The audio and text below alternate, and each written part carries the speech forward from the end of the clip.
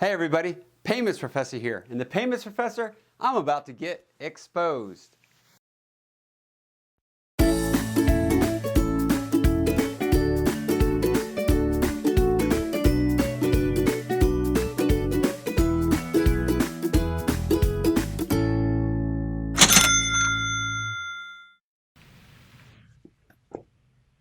And it's time for risk to be exposed.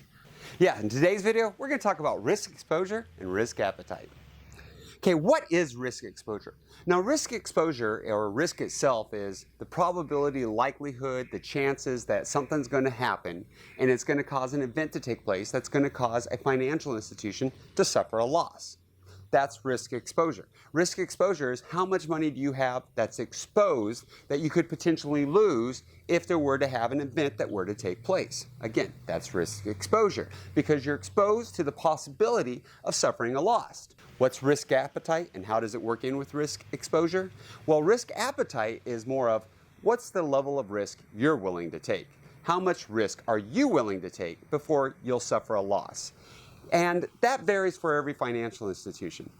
In fact, if we look at the different products that are out there and we look at the different industries that you work with, they all have different levels of risk, especially depending on how they're used. When it comes to the industries, I've always told people if you work with, like, say, a utility company, people are most likely going to pay their electric bill. I know I live here in Tampa, and in the summer, it's hot. This year, it's already really hot. In this Summer of Risk series, I will be paying my electric bill because I want to be able to have air conditioning while I'm editing these videos. Well, if you go up north, and I know there's some laws to be able to protect against this and help the people there, but if you go up north and it gets really cold in the winter, negative degrees in some places, people are going to want to definitely pay their electric bill.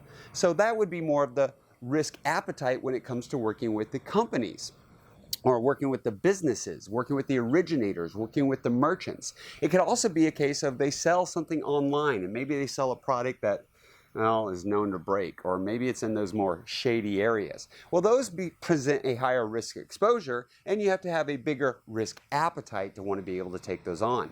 And then as far as products, well, when products are new, people say it's risky to take them. And it can be in some cases. But if you properly vet the product, then you're going to be able to offer it in a way that is safe and secure.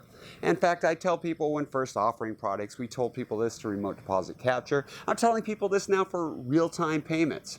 Offer it to just a selected few to begin with. In real-time payments, maybe receive only to begin with. With remote deposit capture, give it to people that you know and you trust. With ACH, and offering origination for the first time, same thing. Work with trusted customers, account holders, members. Learn how it's going to work in true operation before you launch it live for everybody. But then you can launch it live for everybody. So that's risk exposure and risk appetite. If you got any questions, got any comments, please put them below. Or of course you can email me, Kevin@paymentsprofessor.com. Hope you guys have a wonderful Monday. Look forward to seeing you all summer in this Summer of Risk.